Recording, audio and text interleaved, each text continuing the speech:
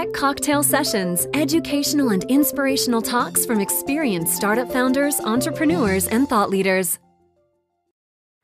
Hey guys. So who here in the audience runs a company?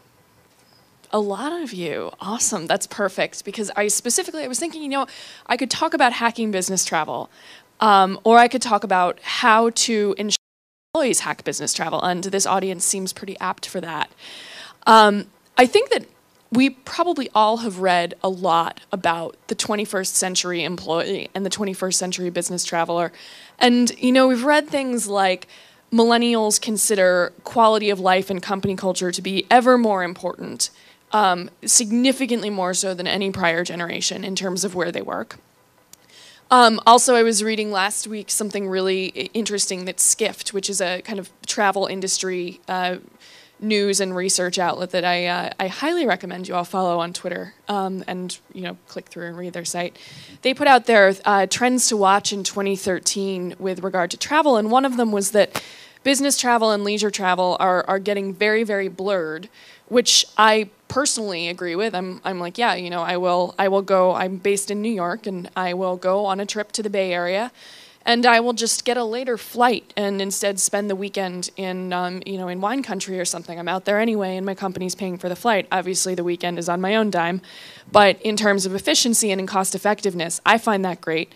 So I find it no surprise that business and leisure travel are converging, particularly for younger professionals. But also, what they added there is they cited a stat that said there are now a majority of Americans who travel for business who do not have any kind of managed travel program at work. And that I found really, really interesting because I've worked in environments where we had a managed travel program and we had to use it, or we ostensibly had to use it. Most of us just didn't, and realized that no one actually really cared as long as we weren't overspending. And I've also worked in large company environments where we did not have a managed travel program. And I find that one of the most empowering things that a company can put into its company culture. And so I wanted to give just a couple of really quick principles about how you can do that for your employees, encouraging them to think smart, think cheap, travel smart, while also still being able to travel the way that they want to, rather than saying you must fly this airline, you have to stay at this chain of totally stale big corporate hotels. I think there are two basic principles to that. The first one is that you have to incentivize. I think there have been way too many gamification startups out there. I think that a lot of them find that there is no real reason for people to want to rack up points or badges or that kind of thing. Don't get me wrong, I love Foursquare, but I think some people saw the success of Foursquare and kind of went a little too far with that. So when I say incentivize and turn business travel into a game, I think that there's a difference when you're doing that sort of thing with your company, where you can guarantee some level of success. And that's because I think gamification works and incentivization works when you have an existing community of people with whom there can be competition. And if you have an employee force, there's that community. So if you were incentivizing your employees, hey, if you're going to go cross country, here's your cap, here's your spending cap. If you go under that, you get points that you can redeem towards perhaps flying business at some point, if you accumulate enough of them, or towards some kind of recognition within the office. Depends on the company. But incentivizing, I think, I've seen in action, will actually will get your employees to travel smart and to not be racking up ridiculous expense accounts, and to instead find the way that they want to travel, and do it right and save your company money in the process, because they really feel incentivized to do so. If you make it public among their colleagues, like, hey, someone found a flight for even cheaper. Someone got this fire sale deal for a hotel. It was amazing, saved us a ton of money. So incentivizing, I think, is principle number one. Principle number two is choice. You're going to have happier employees, I said, if they are traveling heavily for business. I personally travel 3 months out of the year. I'm on the road, mostly for work. And depending on what your company does and who the employees are, they may travel just as much, they may travel less. But when you're concerned about quality of life at a startup, as most companies in our world are, you want to consider keeping them happy while traveling. So when you offer them choice, you can basically just sit back and say, you know what, do what you want, here are the principles and here are your points of choosing. You can say, you know what, you don't have to use a corporate card. You can use your own card and then expense it. which means that in most cases that employee gets additional, perhaps heavy amounts of miles or points toward their favorite, Starwood, Amex, or United, MasterCard, or whatever, in which case those points are their own.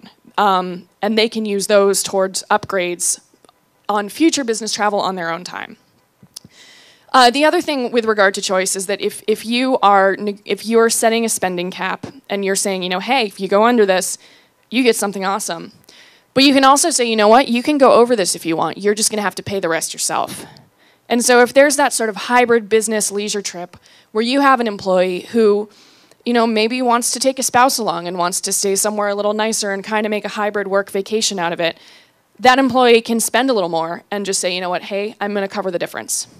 And these are all things that you can consider, but what it all adds up to is that a flexible travel policy is the one that if any of you entrepreneurs out there are thinking or getting to that point in your company, maybe you first are doing sales for the first time and you have employees who need to go on the road in a way that developers don't need to. These are the things to consider in what you put into your travel program, if you have one. And what I've found throughout having worked at multiple companies, having had multiple situations there, is that less is really seriously more. And you have employees traveling on the airlines that they want, staying at the hotels that they want to, or perhaps staying in Airbnb and saving you even more money. I'm currently on the road for 2 weeks, and I'm in San Francisco next week, and I opted to stay in Airbnb instead of a hotel so that I could have access to a laundry machine, which I think is going to make my coworkers much happier if I'm wearing clean clothing. And, if you take those things into account, and you say, I trust you. This is an element of freedom here. This is how I want to see you hacking your own business travel, being smart.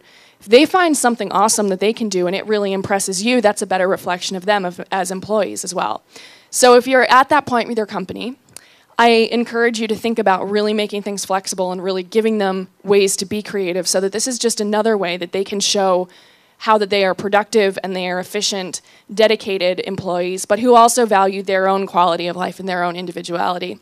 And I think that, we talk about free food, you talk about like social groups at work and such, but I really think that business travel is the most effective and meaningful way that employees can show their commitment to the company and also reflect their own individuality. So I just wanted to give you something to think about.